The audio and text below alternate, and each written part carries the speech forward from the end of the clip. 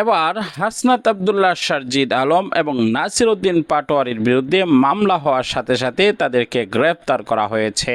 রিমান্ডে নিয়ে যে তথ্য সামনে এসেছে তা ভয়াবহ। ইতিমধ্যেই অনেক গোপন তথ্য সামনে এসেছে যা রীতিমতো আপনাকে অবাক করে দিবে। নাসির উদ্দিন পাটোয়ারি, সারজিদ আলমের উপরে আবারও যে হামলা হয়েছে সেই খবরটিও থাকবে এই ভিডিও শেষে।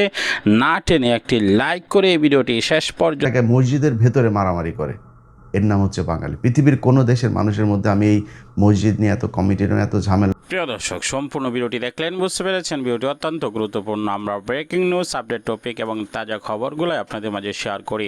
অবশ্যই আমাদের চ্যানেলটিকে সাবস্ক্রাইব করে পাশে থাকা বেল বাটনটি অন করে দিবেন, তাহলে এই সকল আপডেট এবং ব্রেকিং নিউজগুলো সর্বপ্রথম আপনার কাছে পৌঁছে যাবে। বিদায় নিচ্ছি, আসসালামু আলাইকুম রহমতুল্লাহ।